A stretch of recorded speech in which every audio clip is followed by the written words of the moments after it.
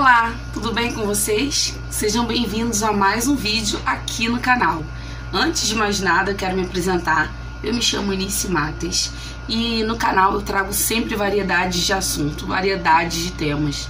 Por quê? Porque nós somos um povo muito eclético, então a gente fala sobre tudo aqui no canal. Faz resenha sobre outros canais, falo de experiências minhas, falo de algum produto, enfim, falo sobre tudo. E hoje, novamente, estarei falando sobre algo muito pessoal, algo muito particular e que eu quero, já tem muito tempo que eu quero dividir isso com vocês. Só que eu não estava vendo jeito, eu não estava vendo possibilidades de estar compartilhando isso com vocês. Nós somos quase 20 mil pessoas, então eu acredito que de certa forma a gente acaba ajudando, né, a outra pessoa, já que naquela época que eu vivi o que eu vou falar, eu não tive ajuda. Então, para começar esse vídeo, tá? Primeiramente quero agradecer a você que está aqui ouvindo e peço, por favor, que assista até o final, para você poder entender e depois comenta a sua experiência, comenta tudo que você está passando aqui, porque pra gente poder interagir. Então, para começar, eu quero dizer o seguinte para vocês. Tudo iniciou, eu ainda era um embrião. Como que a gente diz isso? Quando a gente nasce num berço evangélico, né? E eu nasci num berço evangélico. Fui criada pelo meu pai, pela minha mãe, ali num berço evangélico. Então, desde criança, adolescência, iniciar a fase adulta, tudo isso foi vivendo dentro de uma religiosidade, foi vivendo dentro de costumes, usos e costumes, muitas coisas. Nesse vídeo especial eu não quis nem colocar maquiagem, não quis fazer nada, para passar o máximo de transparência possível para vocês, porque é uma coisa muito que mexe muito com a gente, sabe? É uma coisa muito assim, eu não sei nem explicar para vocês, mas eu vou tentar resumir esse vídeo. E se eu não conseguir, eu faço ele em duas partes. Eu divido o vídeo para não ficar muito longo, não enfadar vocês. Vamos lá, voltando. Quando a gente nasce no meio evangélico, você é criado ali, daquela forma, tudo que acontece é super normal pra você, porque você tá vivendo ali muitos anos, então tudo acaba sendo muito normal, né? Você não vê problema. Existem problemas, mas quando você é criança, adolescente, você acaba não percebendo muito isso. E assim foi a minha criação, né? Vendo até algumas coisas meio estranhas, mas que na época eu não via problema nenhum. Cresci, fiz 16 anos, noivei, fiz 18 anos e casei. Quando eu casei, eu era, tipo assim, muito nova. E eu sempre tinha no meu pensamento que quando eu casasse, eu ia ter um pouco mais de liberdade. Porque como eu fui criada com um costume muito rigoroso, que eu não podia fazer nada, absolutamente nada, eu achei que quando eu casasse, eu iria conseguir ter essa liberdade. Olha que loucura. Você não casa pra ter liberdade, você casa pra juntar a sua vida com outra pessoa e vocês dois seguirem juntos, né? E não a pessoa sozinha ter uma liberdade. Pra você ver a minha falta de experiência, pra ver como não tinha ninguém pra me orientar. Os meus pais não estavam ali pra me orientar nessa parte, né? Então a gente foi vivendo e, né, tive um filho e que hoje tem 12 anos, mas acabei me divorciando quando meu filho tinha 2 anos de idade, me separei, né? Então quando houve esse divórcio, o que aconteceu? Aí o mundo se acabou.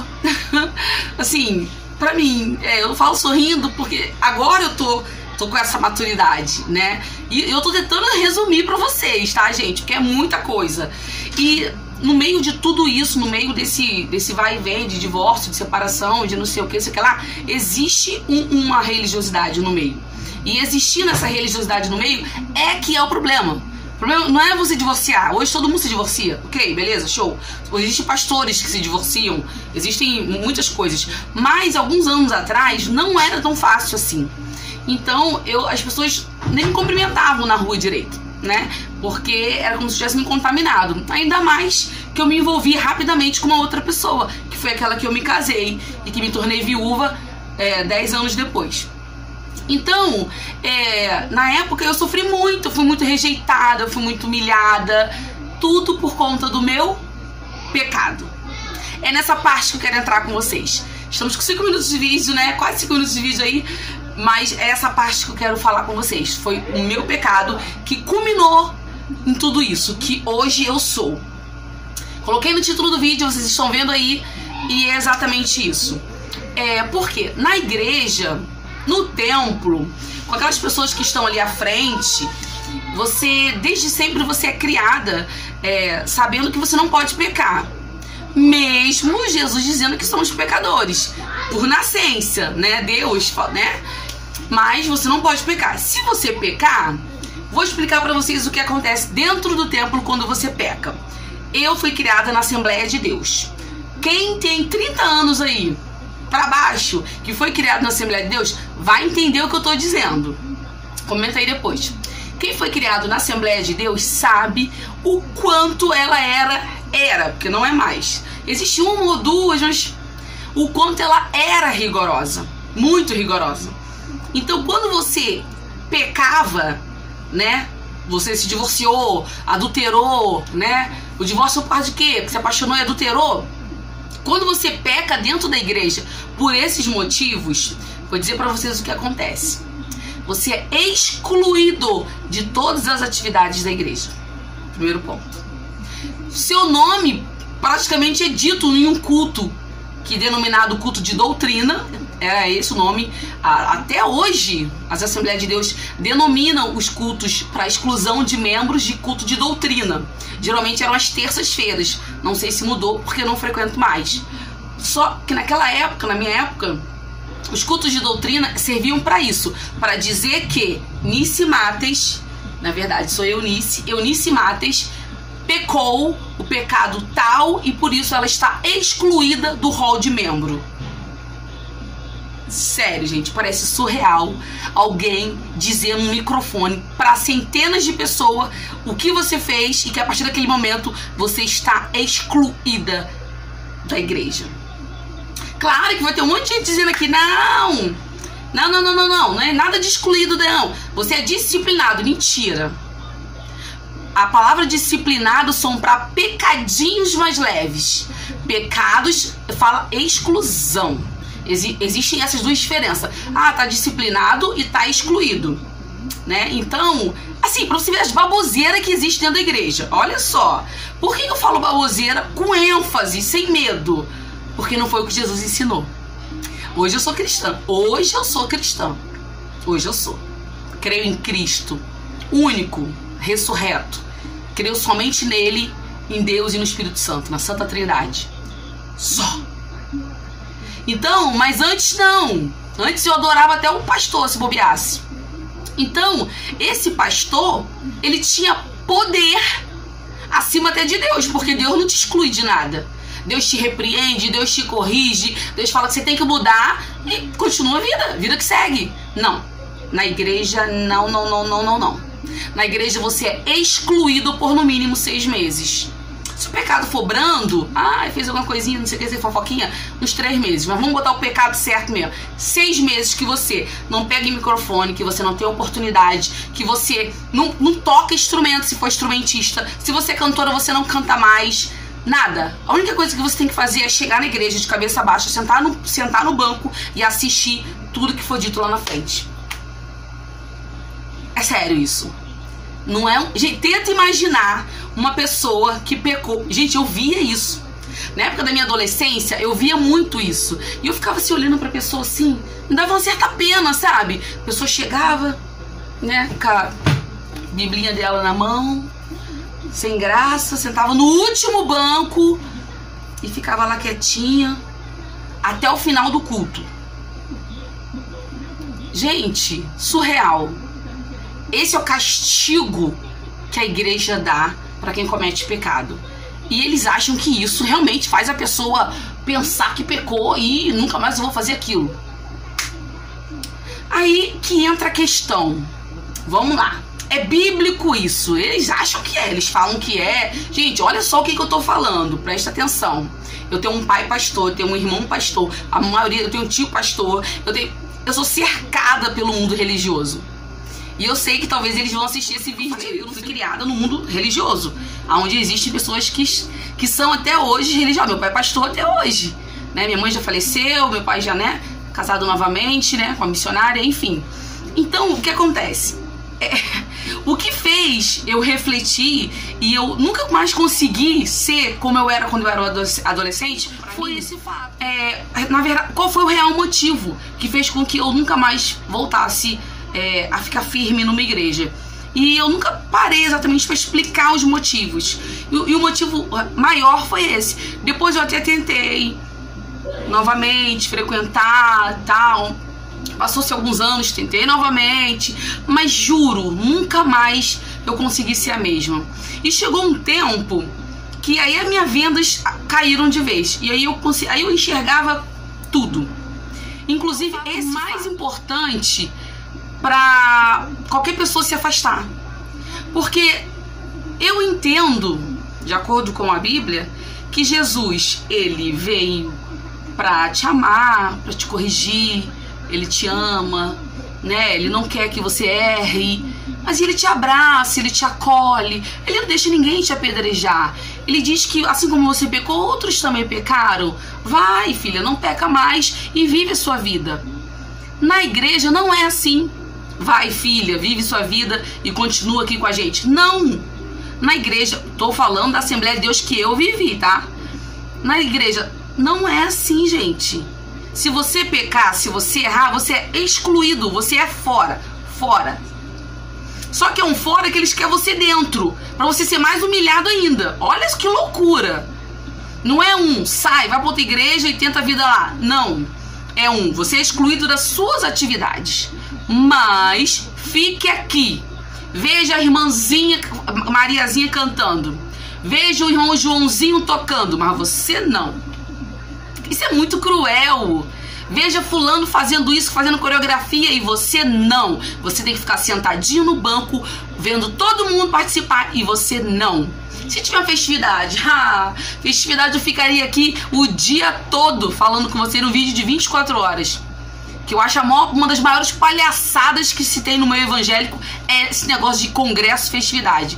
Que só rende lucro pra igreja, e quando não rende lucro pra igreja, que você quase não vê pessoas se convertendo à religiosidade deles, não tem fundamento aquilo, a não ser gastos. Não existe fundamento. Até hoje eu acho que eu tenho guardado vários uniformes de congressos que eu participava. E se você peca, queridos, você é excluído, você não participa do congresso, ok? Porque você não é digno de participar do congresso. Mas você tem que continuar dizimando, ofertando.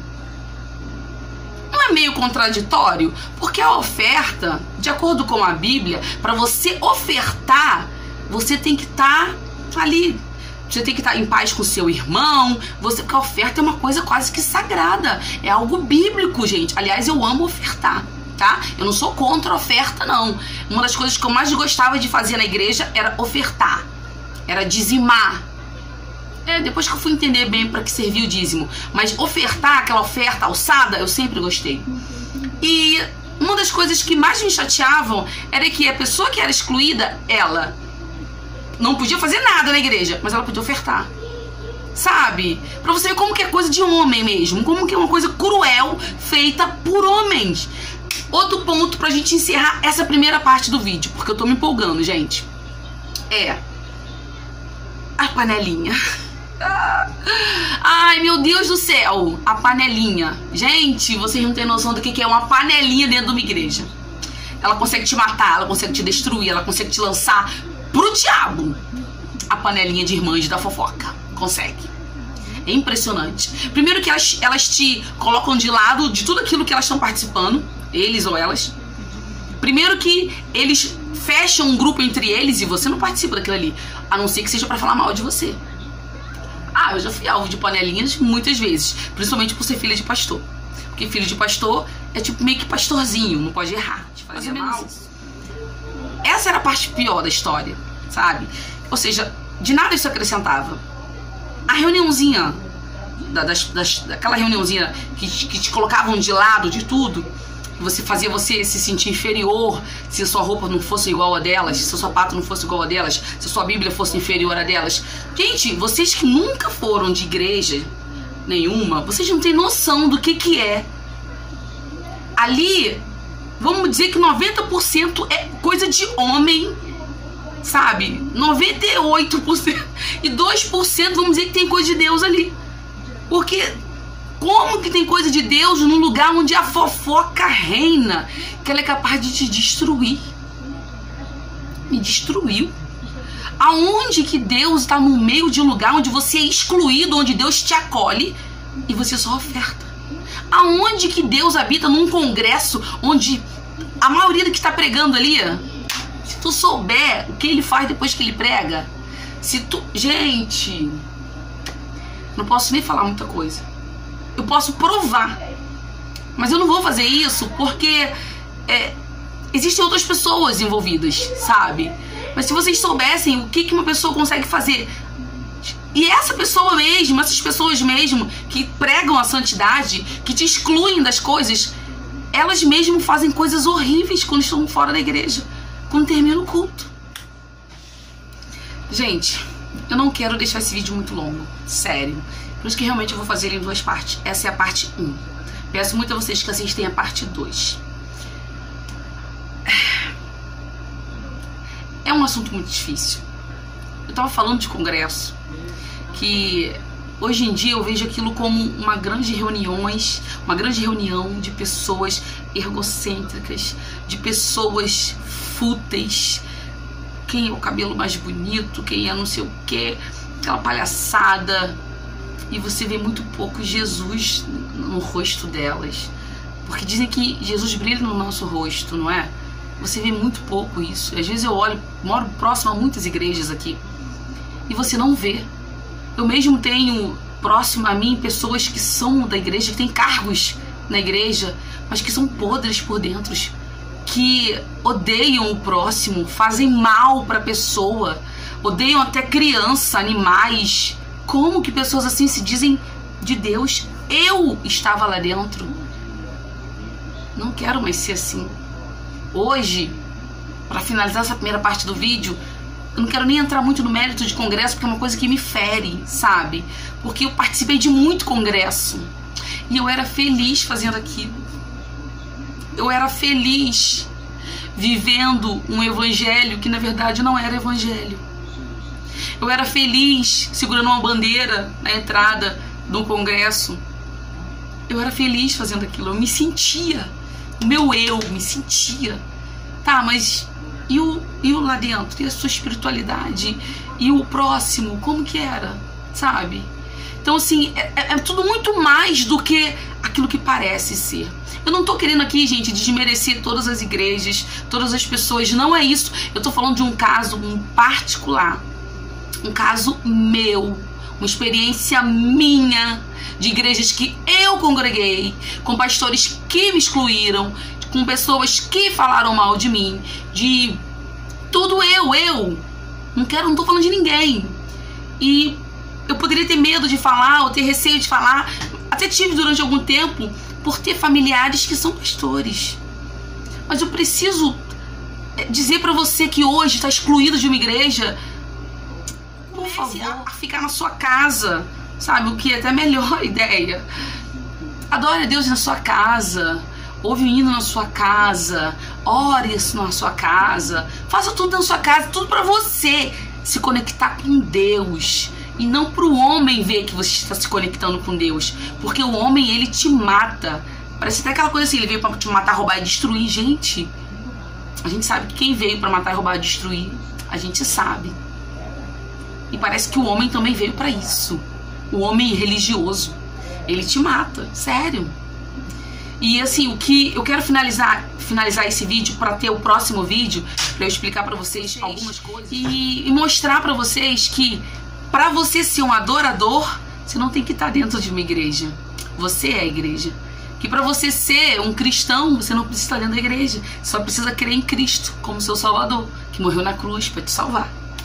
Você precisa crer em Deus, porque Ele é Deus, somente Ele é Deus, e não existe outro Deus maior do que Ele. Então, amar o seu próximo, fazer o bem pro próximo, ajudar as pessoas, sabe? Ser uma pessoa do bem, ser uma pessoa que tá ali para fazer o bem. Isso é ser cristão.